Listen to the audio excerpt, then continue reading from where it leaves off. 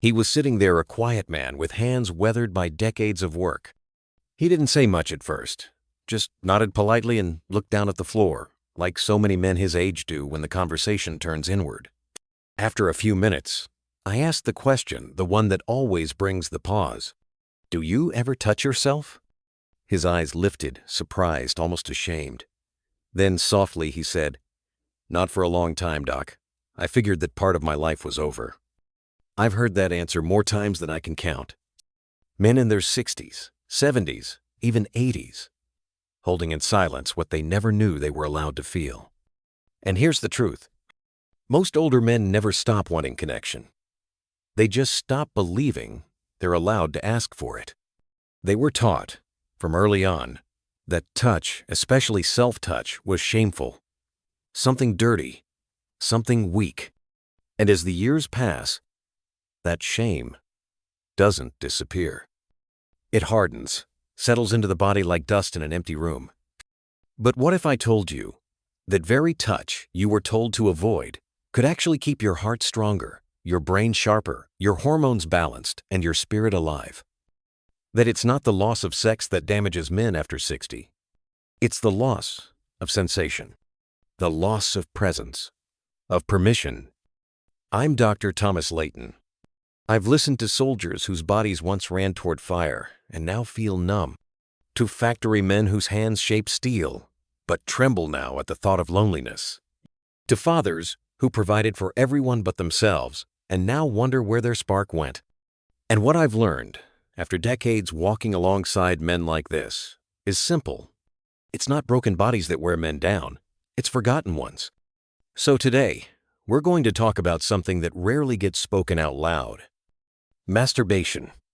But not as a punchline, not as a dirty joke, as a quiet truth about survival, health, and self-respect. Because after 60, self-pleasure isn't just normal. It can be the line between feeling alive and slowly disappearing. If this message speaks to you, type 1. If it doesn't, type 0. Either way, I'm grateful you're here. You see, when most men touch themselves, it's the same way they've done it since they were teenagers. Fast, mechanical, disconnected. Something to get over with. Something done in secret, without presence, without kindness. But your body learns from repetition. And what it learns, it remembers. So when you teach your body to only respond to tension, to speed, to fantasy, that becomes your new normal. The brain, especially the male brain, is a fast learner. It wires itself around what it repeats. So when you rush through arousal, when you use the same motion, the same images, the same grip, your nervous system begins to shut out everything else. Real touch becomes too soft. Real people become too slow. Even your own hand, unless you repeat the exact same routine, begins to feel foreign. This is why so many older men come into my office and say, "Doc, I can't finish anymore. Doc, I don't feel anything unless I do it a certain way." Or worse, "Doc, I think my body forgot how to feel." But their bodies aren't broken. They've just been trained in the wrong direction. It's called neurological conditioning. And it's reversible. But only if we stop pretending it doesn't matter. Only if we stop treating self-pleasure like something dirty or childish. Because it isn't. It's a form of self-preservation, of hormone regulation, of nervous system health. And when done with intention, not just habit, it becomes a tool for healing. Let me be clear. I'm not saying that touching yourself will solve every problem. But I am saying this. Neglecting it, shaming it, avoiding it completely, can make things worse. I've seen men develop chronic erectile dysfunction not from disease but from years of rushed, disconnected stimulation. I've seen men become depressed, anxious, withdrawn, not because they were too old to feel desire, but because they believed they weren't allowed to. The pain isn't just physical. It's emotional. You lose confidence. You start pulling back from intimacy. You stop reaching for closeness, even when it's what you want most. And eventually, you start to disappear from yourself. You stop looking in the mirror. You stop checking in. You stop caring. This is the deeper risk, the one we don't talk about enough. When you disconnect from your own body, especially as you age, it doesn't just affect your health. It affects your identity, your ability to feel like a man, your ability to feel at all. Over one. But here's the good news. Your body can relearn. Your nervous system can heal. But it takes intention. It takes awareness. It takes a new kind of self-touch, one that is slower, gentler, less about climax, more about connection, less about fantasy, more about presence. And if you're still with me, if this is starting to make sense in some deep, quiet way, then I'd like to invite you to stay with me. Because in just a moment, I'm going to share something you may have never heard before. A simple, powerful truth about prostate health. And why not touching yourself at all might be the bigger mistake. But first, if you're finding this helpful, or you're just beginning to think differently about your body and your health after 60, consider hitting the subscribe button. That way, you won't miss future insights made just for men like you. Now, let's keep going. Because the next truth might surprise you. His name was David. 68 years old. Still upright in his posture, still sharp behind the eyes. But underneath all that pride, there was discomfort. He told me he was waking up 5, sometimes 6 times a night to urinate. There was pressure, fullness, a deep, dull ache in his pelvis that never quite went away. He thought it was just old age, the usual decline. But when I asked him gently, "When was the last time you ejaculated?" he blinked, caught off guard. "Years," he said, almost laughing at the question. "My wife passed a long while back, and I figured that part of me was done." What David didn't know, what most men his age don't know, is that your prostate doesn't stop working just because your sex life slows down. It keeps producing fluid, day in, day out. And if that fluid isn't released, it builds up, creating pressure, congestion, inflammation. Think of it like a faucet that keeps dripping into a bowl with no drain. Eventually, it overflows.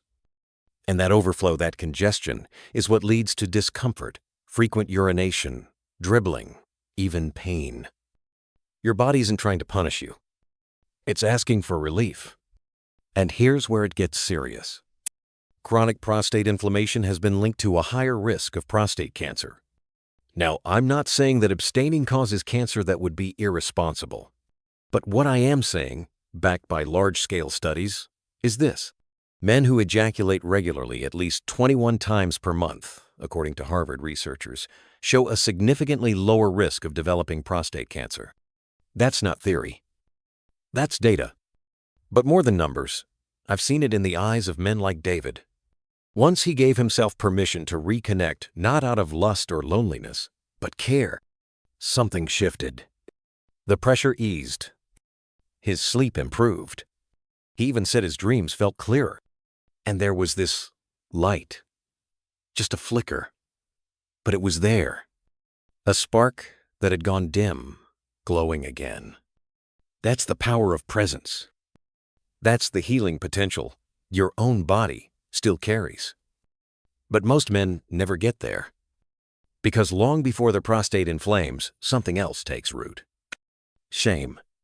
Quiet, deep, inherited shame. And that brings us to one of the most damaging forces acting on men today. Not illness, not even age, but the belief that you should be ashamed of your own touch. And there's a silence in the room when I ask older men about masturbation. Their shoulders drop. Their eyes shift. They clear their throat. Deflect. "Doc, I don't do that anymore. That was for when I was younger." But I can hear it in the pause. They didn't stop because they didn't want to. They stopped because someone told them they should. That's the kind of shame that doesn't shout. It whispers. Whispers that you're wrong to feel. Wrong to touch. Wrong to want. For decades, you were taught it was dirty, or weak, or sinful. That a real man doesn't do that. That a real man grows out of needing pleasure. But what those voices never told you is that touch is more than a release. It's a form of nourishment. It lowers cortisol, the stress hormone that hardens your arteries and clouds your mind. It raises dopamine, the spark of motivation and joy. It fosters oxytocin, the bond that helps you feel connected, grounded, calm. And it helps with sleep, with focus, with memory. Shame, the kind that lives quietly in the background, disrupts all of that. It tightens your muscles, raises your blood pressure, burrows into your nervous system and turns your body against itself. It makes you retreat from your own skin. And with every month, every year, you avoid your body. It begins to forget what safety feels like. There was a man, I remember, 72, newly divorced, hadn't touched himself in over a decade. He said it like he was stating a fact, not a sorrow. I just figured that chapter was closed. But what I saw in his eyes wasn't peace. It was grief. Not for the loss of sex, but for the loss of self. Zoe started small. No medication. No miracle. Just one quiet act of daily reconnection. Breath, touch, awareness. No agenda. And week by week, something changed. He stood taller. He laughed more. He slept longer. His blood pressure dropped. He wasn't fixed. He was remembered. His body remembered how to feel again. And that's what I want for you. To remember what it's like to feel alive in your own skin. Because that disconnection you've carried all these years, it doesn't have to stay. You can let it go. You can choose presence again. As a lubal. But what happens when you don't? What happens when shame locks you out of your own body and your hormones begin to follow? That's the next truth, and it may be the one most men never see coming. Because testosterone doesn't just drop because of age. It drops faster when you stop engaging with your own sexual self. Your body is listening, and when it senses disuse, it begins to shut things down. Your muscles soften, your sleep worsens, your memory fades. Not because of the calendar, but because your body thinks he doesn't need this anymore. I saw this in Frank, a 73-year-old former firefighter. Used to be strong, commanding. But when he came into my office, his voice was soft, his back slouched. "I guess I'm just getting old," he said. But his labs told a different story. His testosterone was at rock bottom. And when I asked about self-touch, he shrugged. What's the point anymore? That belief is the quiet killer. The belief that desire has an expiration date. That masculinity retires when your job does. But here's the truth. Your body responds to what you give attention to. Frank began a simple practice, nothing dramatic, just presence. And within months, things started shifting. His hormone levels rose. His posture returned. He spoke with more conviction. He started lifting weights again. Started smiling more. That's the power of reconnection.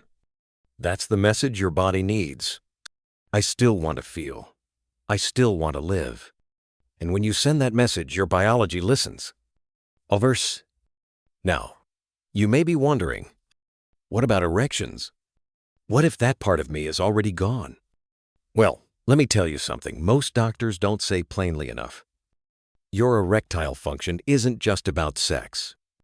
It's about circulation, vascular health, longevity, and, like any muscle, it's use it or lose it. If you go too long without erections, even non-sexual ones, your body starts shutting the system down. Blood vessels stiffen. Oxygen flow decreases. Fibrosis, the hardening of soft tissue, begins. And soon, even if you want it back, the road is longer, steeper. I once treated Harold, 69 years old, widowed. Hadn't had an erection in 5 years. Not because he couldn't, but because he thought he didn't need to. And his body agreed.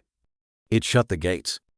But we worked slowly, gently, And over time, life returned. Because regular erections, even without climax, keep tissue healthy, keep blood flowing, keep the system alive, and most importantly, they keep you feeling like you. Oh? Next, we're going to talk about one of the most common habits men use to feel something, but that often ends up taking more than it gives. Yes, we're going to talk about pornography and what it might be doing to your brain without you even realizing it. If you're still with me, type 1 in the comments to let me know you're here. Now, let's continue. Let me speak plainly. Pornography is not what it used to be. What began as curiosity, a few magazines under the bed, a VHS tape passed between friends, has become something else entirely. Now it's high speed, high intensity, always available. And for many older men, it's become a quiet escape, a late-night ritual, a flicker of excitement in an otherwise quiet house. And I understand that. When you live alone, when your partner is gone, when touch feels like a memory instead of a possibility, you reach for what's easy, what's there. But here's the part no one tells you. Modern pornography is not harmless stimulation. It's a neurological hijacker. Each time you watch, especially fast-paced, intense content, your brain releases a surge of dopamine. That's your reward chemical. But with repetition, the brain adapts. What once excited you no longer does. So you chase novelty. More intensity, more variety, more extreme scenarios. Until one day you realize you can't feel arousal without it. You can't climax without it. Even your own hand, your own breath, your own imagination feels dull. This is what we call desensitization. And it's real. The brain, especially after 60, becomes less flexible with age. And the more it's conditioned by artificial highs, the harder it becomes to respond to real life. To slow touch, to softness, to presence. Some men develop full-blown porn-induced erectile dysfunction. They can perform alone, with a screen. But in real moments, with a partner or even without the screen, nothing happens. And they blame themselves. They think they're broken. But they're not broken. They're just rewired. And the beautiful truth is, they can be rewired again. Already. Your brain, even now, even in your 60s or 70s or beyond, still has the capacity to heal. It's called neuroplasticity. And it means this: you are not stuck. But the healing begins with a choice. To step away from artificial highs. To sit in the quiet. To let your body remember what it feels like to feel without a filter. Some men take 30 days off. Others ease in slowly. It's not about restriction. It's about reclamation. About building new patterns. About turning down the volume on distraction and turning up the volume on presence. Pleasure is still possible. Real, grounded, lasting pleasure. But first, we have to come home to ourselves. And that brings us to the final and perhaps most dangerous mistake older men make. One that has nothing to do with porn and everything to do with silence. Isolation. Oh. Peter was 76. A retired engineer, polite, buttoned shirt, neat handwriting. But when he told me he hadn't been touched in over a year, not even a hand on the shoulder, his voice cracked. Not from sadness, from resignation, like he had accepted it. Like touch was a chapter that had closed. But touch is not a luxury. It's a biological need. Even now, even in your 7th or 8th decade, your body still needs contact. Physical, emotional, relational. Without it, the nervous system downshifts. Oxytocin drops. Stress hormones rise. Sleep suffers. Immune function weakens. The brain, in an effort to protect you, begins to numb itself. You feel less. You care less. You engage less. And slowly, quietly, you begin to fade. Oh, And here's what makes it worse. For many men, this isolation starts not with other people, but with themselves. When you stop touching yourself, not just sexually, but lovingly, curiously, respectfully, your brain interprets that as withdrawal. It says, we're shutting this part down. And over time, you start to believe there's nothing left to feel. That's the lie. That there's nothing left to feel. Because there is. There always is. Your body still wants to feel alive. Your mind still wants to remember. Your heart still wants to open. But it begins with you. With your own hand. Your own breath. Your own willingness to reconnect. This isn't about vanity. It's about dignity. Not about sex. But about self. I've seen men slumped, ashamed, silent, come back to life. Not with medication. Not with partners. But with permission. Permission to feel again. To breathe again. To claim their body not as a failure, but as a home. And when they do, their eyes change. Their posture lifts. Their spirit long dormant stirs. You are not invisible. You are not past your prime. You are not done. And if you've stayed with me this long, if something inside you is stirring, then it's time. Time to begin again. So here's what I give my patients when they're ready. Not a pill, not a prescription, but a ritual. I call it the Golden Protocol. 10 minutes a day. No goal, no climax expected. Just presence, touch, breath, awareness. You sit with yourself. You place your hand on your body. You breathe. You listen. You feel. Maybe nothing happens at first. Maybe you just feel awkward.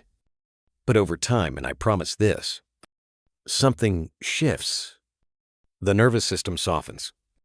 The body opens. The mind remembers. And that flicker, the one you thought was gone, it begins to glow again. So here we are, at the end of the road, but maybe the beginning of a new one. We've talked about the myths that hurt men most. That masturbation is shameful. That abstinence is noble. That testosterone simply fades. That erections don't matter anymore.